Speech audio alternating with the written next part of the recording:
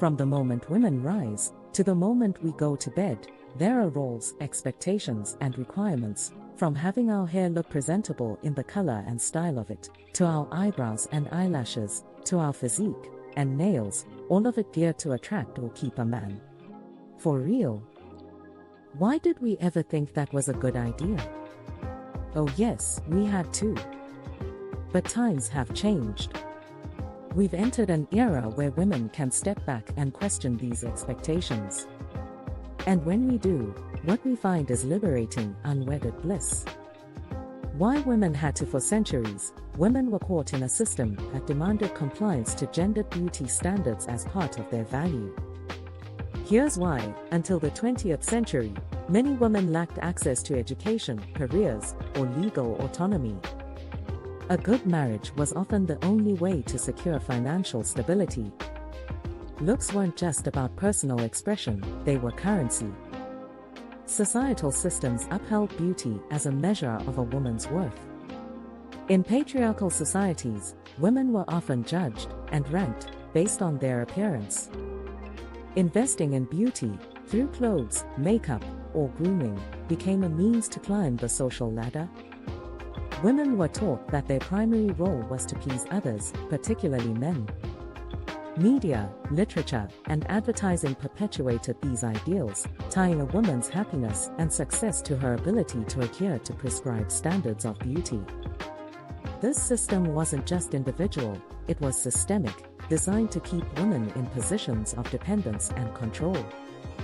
4B movement could have impact on consumer spending if the 4B movement, no sex, no marriage, no dating and no birthing children, were to grow into a widespread phenomenon. The economic consequences could be staggering. Imagine a world where women no longer feel compelled to make purchases aimed at pleasing or attracting men, because men simply aren't a factor in their lives. The ripple effects could disrupt industries from beauty and fashion to dating, weddings, and childcare. Could such a shift, powered by autonomy and defiance of societal norms, destabilize the economy as we know it? It's a thought that raises deeper questions about the foundations of consumer culture and economic dependence on gendered expectations. If this movement gains momentum and transforms into a widespread cultural shift, the economic consequences could be profound. Women, who are significant drivers of consumer spending, might collectively opt out of purchases tied to patriarchal norms and expectations, cosmetics, fashion, and other industries designed to cater to male approval. Imagine a world where women stop dating, marrying, having children, or even engaging with men.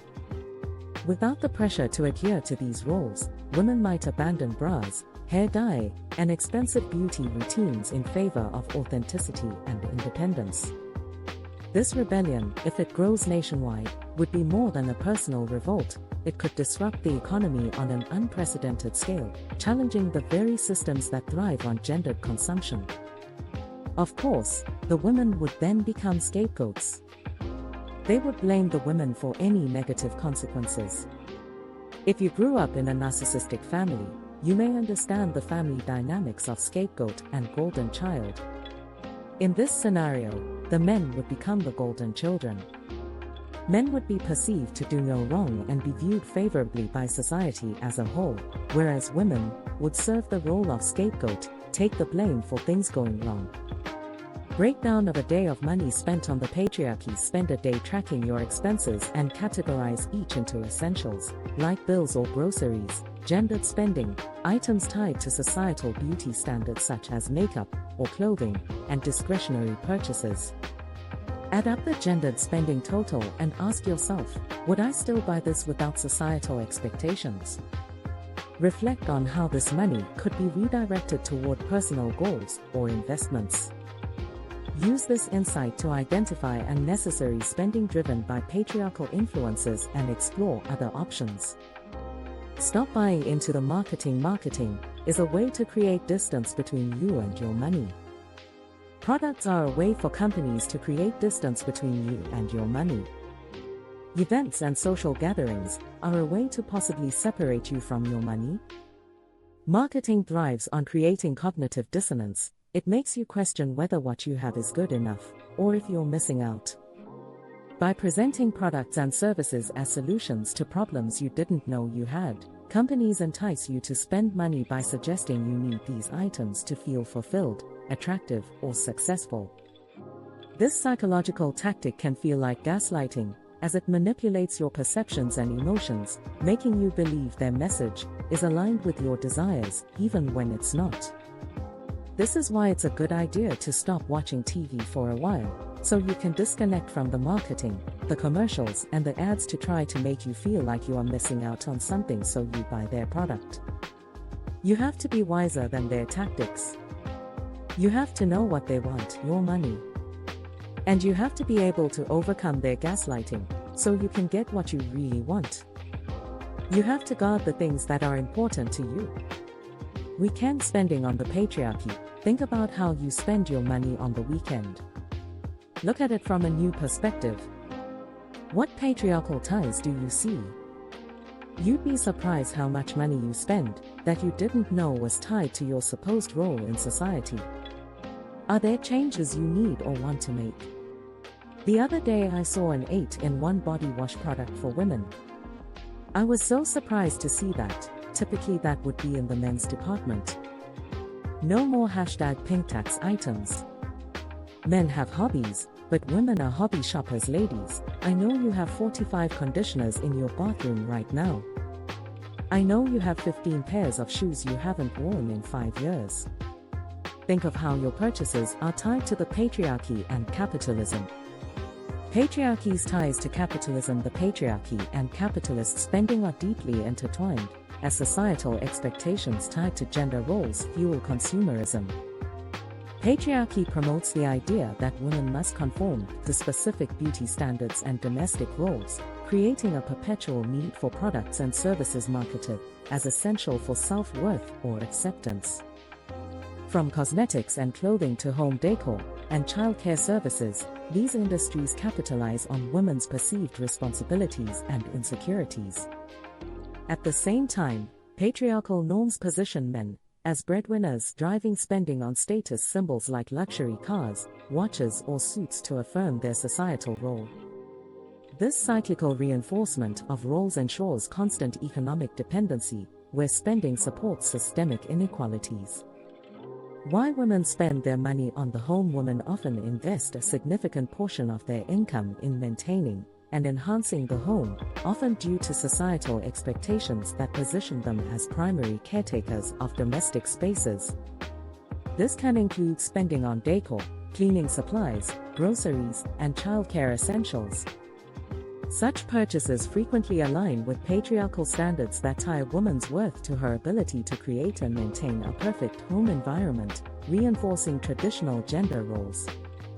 Why women spend their money on purchases to look good for men. Beauty standards imposed by patriarchal norms drive women to spend extensively on cosmetics, hair care, skin care, and fashionable clothing.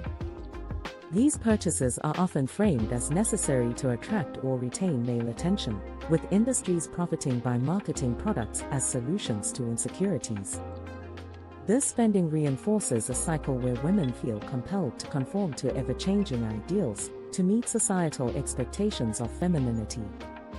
Why men get to keep their money. Men are often free from societal pressures to spend on appearances or domestic upkeep to the same degree as women. While they may spend on status symbols like technology, vehicles, or career-advancing tools, their purchases are less tied to societal expectations around caretaking or physical presentation.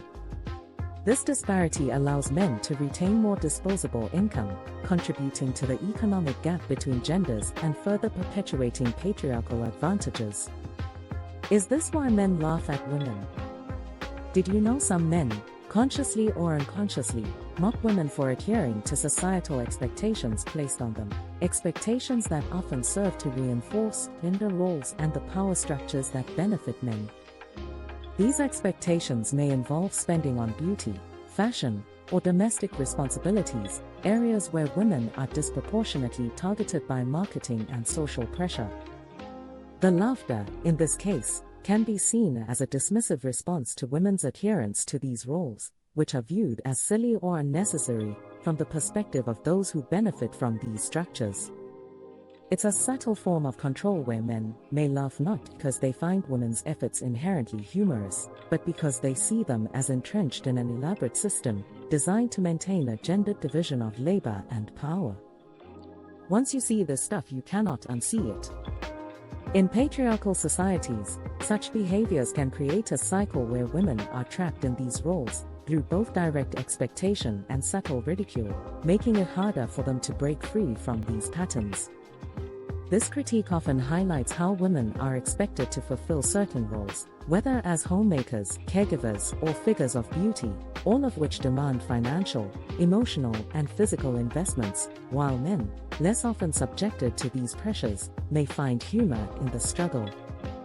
In the context of capitalism, this serves to reinforce patriarchal values while benefiting industries that profit from women's labor and consumption, often leading to gender-based economic disparities.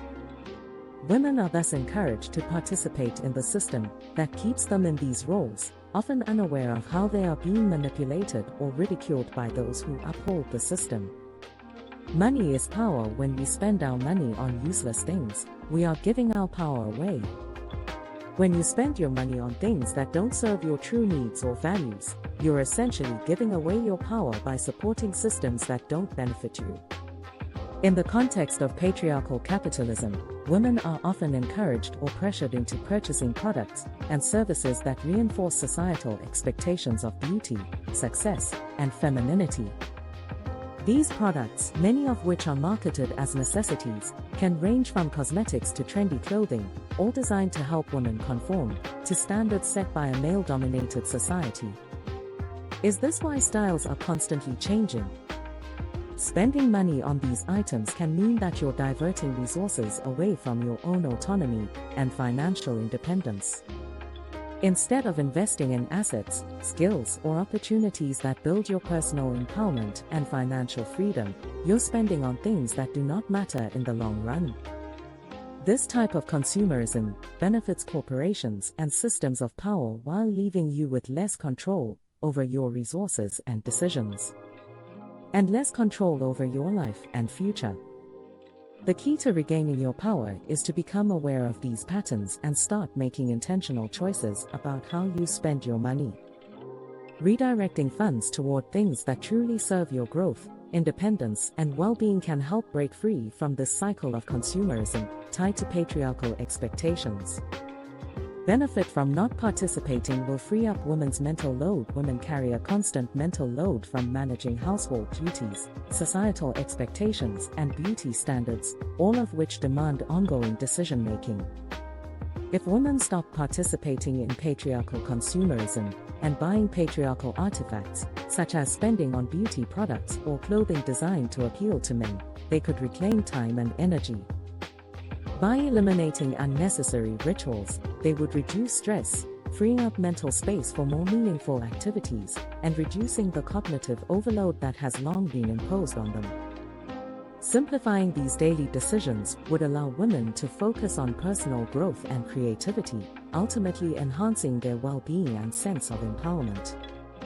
Ultimately, every purchase we make that aligns with societal beauty and gender expectations isn't just a simple transaction. It's part of a larger system that drives consumerism and reinforces traditional gender roles. By shifting how we spend, women can challenge these norms and potentially redirect money toward things that truly serve their needs and well-being. The impact of this could reach far beyond personal savings, offering a chance to change the way industries operate and reduce the cognitive load placed on women.